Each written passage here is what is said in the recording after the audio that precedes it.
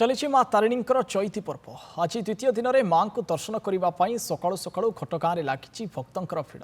आज द्वितीय दिन में माँ सेवायत मैंने सकाळु सकाळु भोरू आसी माँ यथा रीतिकांति पूजा शेष कर माँ को सुनावेश सुसज्जित कर साधारण दर्शन पहड़ खोली पहड़ खोलिबा परे माँ सुनावेश को दर्शन करने भक्तर भिड़ लगी रही। तेरे किभली रही तारिणी मंदिर परिवेश एने तारिणी मंदिर वरिष्ठ पूजकों सहित अधिक आलोचना कर घटगाँ प्रतिनिधि छविंद्र कुमार जेना। नना नंदीगोष टीवी तरफ आपन प्रथम स्वागत जनाऊँ चैती पर्व को हार्दिक अभिनंदन। तो कौन कहबे माँ को अनेक पर्व अच्छे अनेक पर्व भितर चैती पर्व माँ को गोटे मुख्य पर्व यही पर्व मुख्यतः 7 दिन धरी पालित हुए आ भक्त मान सुनावेश दर्शन दिए। तो कौन किंवदंती रही माँ को यही पर्व कहीं 7 दिन धरी पालित हुए।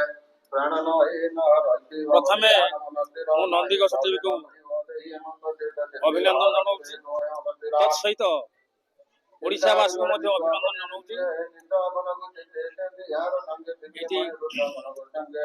माँ तारिणी पीठ घटगाँ केन्दुझर जिलार अधिष्ठात्री देवी माँ को पाखे 5 प्रकार पर्व पालन करा जाए। सबुठ बड़ पर्व मुख्य पर्व माँ को अति प्रिय पर्व हूँ चैती पर्व महाविश्व पणा संक्रांति। यही पर्व को कहीं पालन करा जाए 7 दिन धरी तार सारमर्म हूँ माँ जन्म जयंती पड़े। तेणु आमे माने जमी जन्मदिन पालन कर विभिन्न प्रकार कार्यक्रम रखिकी से भली माँ पीठरे माँ जन्म जयंती पालन करा 7 दिन पालन करा जाए।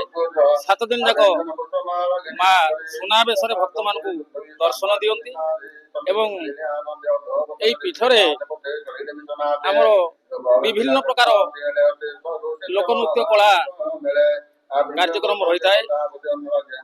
ओडिशार कोणे अनुकोण जो रही नृत्य संगीत जो एकाडेमी रही एकाडेमी कलाकार मान विभिन्न प्रकार नृत्य गीतर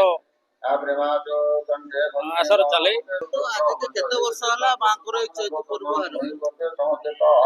चैती पर्व तो ये 90 वर्ष है जिते रजा शासन थिला रजा शासन सरीबा पर जब सरकार शासन आसिला सेतेबेले माँ तारिणी को मंदिर तारिणी शाला कह जाउतला तारिणी मंदिर कहते तारिणी शाला कह जाउतला केही अनुदान देले नहीं।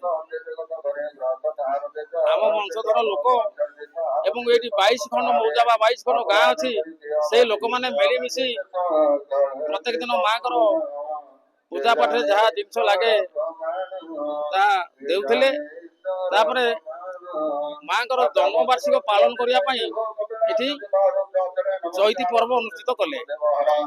से चैती पर्व पैसा पत्र सब ठीक ठाक होगा बोली दुनिया प्रकार ये जो आधुनिकतार छापा चली केवल पादपाला चलुला ताश काटिया छौ नृत्य एमती जो रही आम लोककला सब ये चलुला